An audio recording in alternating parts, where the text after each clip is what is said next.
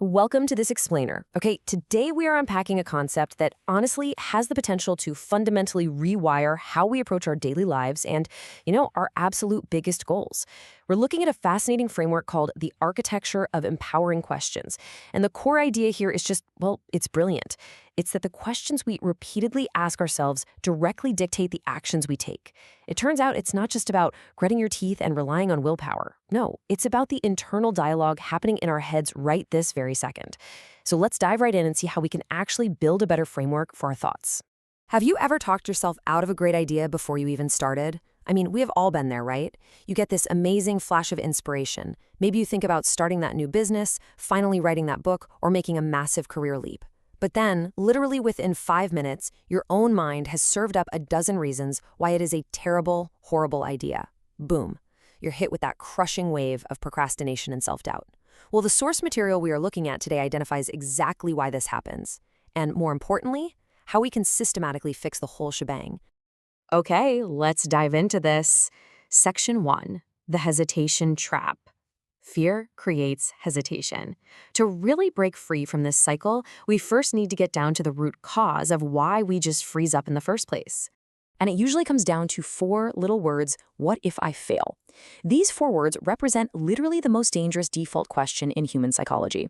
According to our source material, this is the exact question most people automatically ask themselves the very moment they're faced with a new opportunity. Think about what that does. By asking this question, you are basically forcing your brain to imagine failure before you have taken a single step forward. You're painting this incredibly vivid mental picture of disaster, and so naturally, your body and mind respond by slamming on the brakes. No way are you moving forward after that. Which brings us directly to the primary psychological insight of this explainer. Your mind follows the direction of your questions. It's absolutely crucial to grasp this. Think of your brain like the world's most powerful, hyper-efficient search engine. When you type in, "what if I fail?" your brain acts as an answer-finding machine. It instantly scours your memories, your deepest insecurities, and your environment to find every single reason for you to quit.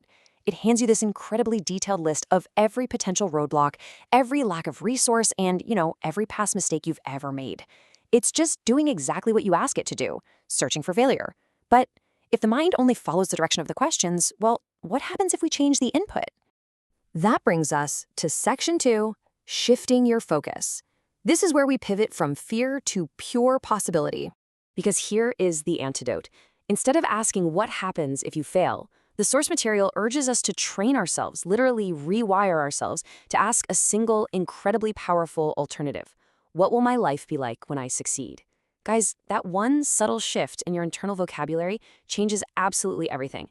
Remember that biological search engine we were just talking about?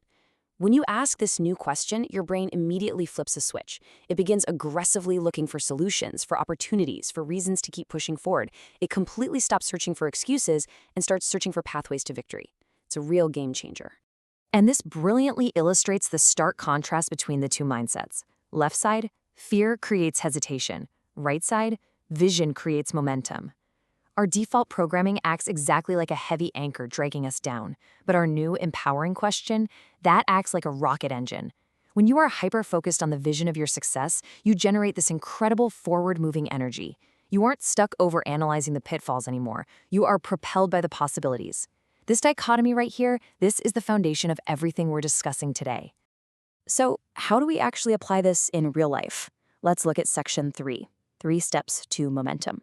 This is your practical blueprint. Here is the exact 3-step progression provided by the source to help us actively rewire that internal monologue.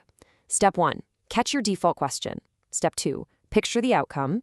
And Step 3, use success questions daily. Let's break each of these down really quick so you can start using them literally today. Right, so Step 1 is all about self-awareness. You have to catch your default question. Whenever you notice yourself procrastinating, hesitating, or just spiraling into self-doubt, you need to literally hit pause. Stop. Identify the exact question running through your mind in that specific moment. Our text is very clear on this. If you realize that your internal monologue is centered on failure, like you're asking yourself, what if I completely mess this up? You must consciously, forcefully replace it with a success-focused question. Actually, it's pretty simple when you think about it. You can't fix a bad habit until you catch yourself in the act of doing it, right? Okay, once you've caught that negative question, you move straight into Step 2, picture the outcome. You need to spend a few quiet moments vividly imagining what your success actually looks like. I mean, really see yourself reaching that specific goal. Visualize the absolute relief of paying off that mounting debt. Imagine the incredible feeling of replacing your job income or finally living with greater, true freedom. You have to make that future feel so incredibly tangible and real in your mind that it actively motivates you to take action today. And finally, we have step 3. Use success questions daily. This is all about building consistency. You want to begin every single day by asking yourself, what will my life look like when I reach this goal? How will I feel when I finally succeed? And crucially, what action can I take today? By consistently asking these empowering questions every single morning, you are actively training your mind. You're building this robust mental muscle that automatically looks for answers that propel you forward, rather than falling back on those tired old excuses that just keep you stuck in place.